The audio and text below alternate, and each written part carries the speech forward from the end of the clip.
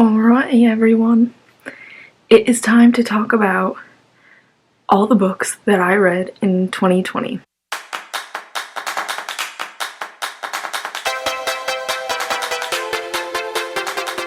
Jumping in to the books. My goal for 2020 was to read 12 books. I wanted to read at least one book a month, and I didn't want to stress myself out.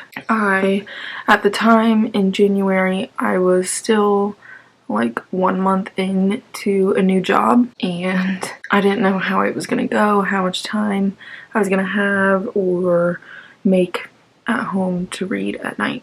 So I just wanted to read one book a month. That was my goal. I ended up reading 16 books in 2020, so I was proud of myself. I surpassed my goal by 4 books. It is always good to achieve your goals and surpass your goals. That was pretty cool. Looking back on it though, I wish I would have read more, especially towards the end of the year, but it got a bit crazy. That is a completely separate topic, so let's just talk about all the books I read. I don't necessarily know the dates that I read these books. It's on my Goodreads somewhere, but whatever. Here's my list, and I'm gonna just say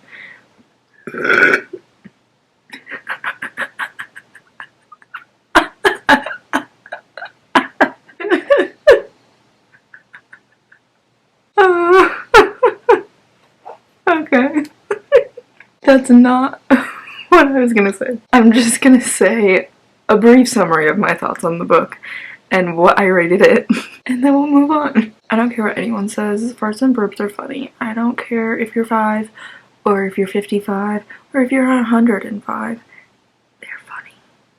And you know why? Because it's a natural thing. It happens to everyone. Sometimes you just gotta laugh at it, okay? The first book I read in 2020 was The Toll by Neil Shusterman. This was the 3rd book in the Scythe series. I was so excited to pick it up. I have been waiting for this book for like a year. Like ever since I finished Thunderhead, I was like, where's the next book? I need it now. So I was really happy and excited to pick this one up. However, the end I feel like kind of disappointed me. It was still entertaining. It was still good.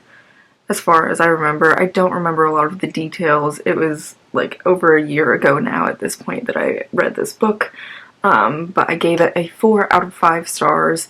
I really love Neil Shusterman's writing. I love the Scythe series. The first and the second books I think were amazing. The third one does wrap up the series. I don't think it needs to be built on anymore. It was okay, not great, but I still gave it a 4 out of 5 stars because it was entertaining, and I just like Neil Shusterman's writing. The second book that I read in 2020 was My Year of Rest and Relaxation by Ottessa Moshfegh. Now, the title of this book ended up fitting the year pretty nicely. However, this book was a lot weirder than I thought it was going to be. So I knew that it was this woman who was trying to rest for a whole year in order to like rejuvenate her life. Which sounds like, I mean, that's kind of what I feel like my 2020 was like. It was a lot of inner thinking, a lot of resting, a lot of being at home, a lot of just slow times. Like time moved slowly in 2020. However, it also moved very quickly. So 2020 was just a weird year. Anyway, this book ended up being, she was basically drugging herself for a whole year. She wanted to constantly be taking, like, oh my god, she was constantly talking about all the medications that she was taking and how often she was taking pills, and she would like take a whole bunch and then black out and then wake up 3 days later and be like, oh well, I guess I did this while I was high and didn't know what I was doing. And like she just wanted to live her life like that for some reason, and at the end of it she somehow like quits and her life is amazing. Like, That is not realistic at all. She's clearly addicted. She clearly has problems. Like, I don't know what this book was trying to do. It was so, I don't know. It was weird. It made me feel kind of weird. But, I mean, I guess I was looking into the mind of an addict. It was a weird point of view because you wanted her to stop doing what she was doing, but she didn't see it as a problem. Like, I don't know. I don't really know what to think about this book. I gave it a 2 out of 5 stars. Next book I read was A Door into Summer by Robert A. Heinlein. They were asking me about what I was reading, and I think I mentioned something about The Toll, which was like kind of sci-fi and kind of weird. So Trid's grandpa recommended this book, A Door into Summer, because it was sci-fi and weird. However, it was also written in like the 80s, so it was interesting. I don't remember a whole lot about it. I do remember time travel, but it was strange. I don't really remember much about it, honestly, and I gave it a 2 out of 5 stars. The next book I finished was Harry Potter and the Prisoner of Azkaban, the illustrated edition, obviously by J.K. Rowling and illustrated by Jim Kay. Obvious 5 out of 5 stars. Love Harry Potter so much. Oh my gosh, I'm gonna insert pictures of the shirt that I just got because I think it's amazing. Y'all will appreciate it. It says 10 to page 394 on the front, and on the sleeves it has little stars from the book and a little glasses and a scar for Harry Potter. I am in love with it. Anyway, obvious 5 out of 5 star read, and I do have the 4th illustrated edition, the Harry Potter series, but I just have not picked it up yet. I really like to actually sit down and read the book in the illustrated edition and really get to appreciate each and every page of the art. Even though in the bigger books I'm kind of sad that a lot of it is kind of filler pages, but whatever, they're so beautiful. Next book I read was Between the World and Me by Ta-Nehisi Coates. I gave this book a 4 out of 5 stars. Clearly a nonfiction book. It was one that I went through and I highlighted and I annotated and all sorts of things. I learned a lot from this book. It was kind of a hard book to get through. It took me a little while just because physically it took me a while to get through with doing all the writing and everything in it. But I learned a lot, and I feel like it opened my eyes to a lot of things, and I feel like it was a very important read for me. So again, I gave it a 4 out of 5 stars.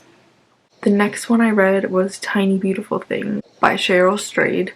This book is a small collection of letters. Cheryl Strayed used to, I guess, do like a column in a paper, and it was like Dear Sugar, and she would answer, like, it was an advice column essentially. And so it's just a collection of some of those letters. It just gives little life advice, a lot of different perspectives, and I feel like no matter who you are, you can probably gain something from it, even if it's not the same situation that you're going through. The advice that she gives, I feel like, can apply to many different situations, and I feel like it's good to read. So I gave that book a 4 out of 5 stars. The 7th book I read was The Wager by Donna Jo Napoli. This book had been sitting on my shelf for, I think, like 4 years. That's embarrassing. Nevertheless, I gave it a 4 to 5 stars. It was entertaining, it was short, it was sweet, it had a really good lesson in it. It was about a guy who is not allowed to shower for, 3 years, 3 months, 3 days, or not allowed to shower or bathe or clean himself or like anything. It got disgusting, guys. Things you would never even think of. But it gave a good lesson in the end, and I thought it was a cute little read. So 4 out of 5 stars. The next one I read was Angels and Demons by Dan Brown. I gave this a 5 out of 5 stars. I actually really enjoyed Angels and Demons. It was a lot more to do with science and religion, whereas the Da Vinci Code was a lot more like history and religion. I'll get into that in a minute. It also had a lot of like deciphering codes, and it had a lot of science in it. It had things that were true. You could actually, I thought it was really fun to actually look up the pictures of the sculpture so I could see like what he was talking about in the books, because a lot of it is realistic and a lot of the sculptures are in Italy. You could go see them. I thought it was also a lot better with the drama element of the story, because there was like a countdown. I'm not going to get into details, but there was a countdown, so it made it, I feel like, a lot more suspenseful than the Da Vinci Code. So I gave Angels and Demons a 5 out of 5 stars. The next book I read was Little Fires Everywhere by Celeste Ng. I was really excited to read this book, and then I was really disappointed reading this book. I did not finish this book. It was the only book that I DNF'd this year. I just got into it, and it just, for some reason, it was just so detailed that I just could not see the point of the story. I could not go on. I ended up watching the television series. Why did I just say television? I ended up watching the TV series, and I thought it was amazing, incredible. It brought me to tears. It made me cry for a solid few hours, I think. So give that show a watch if you haven't seen it, but I did not finish this book, I'm sorry to say. The next book I read was The Da Vinci Code by Dan Brown. This one I gave a 3 out of 5 stars. Like I mentioned earlier, I thought this one was a lot more history and religion versus science and religion. Also, I think I need to say this. I was raised Catholic, so a lot of these things I kind of knew already.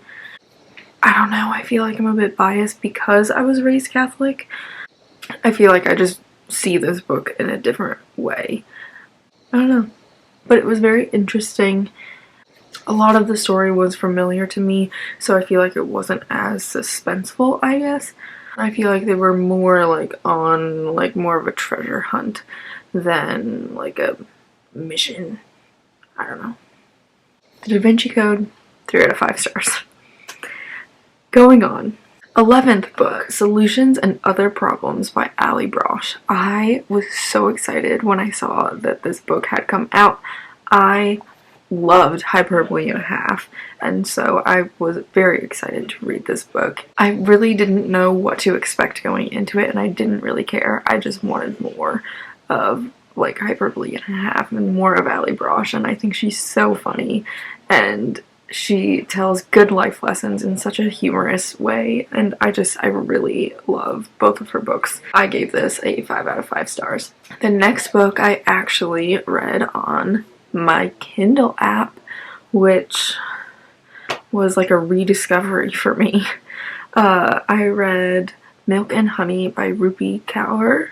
Kaur? I have no idea how to say this name.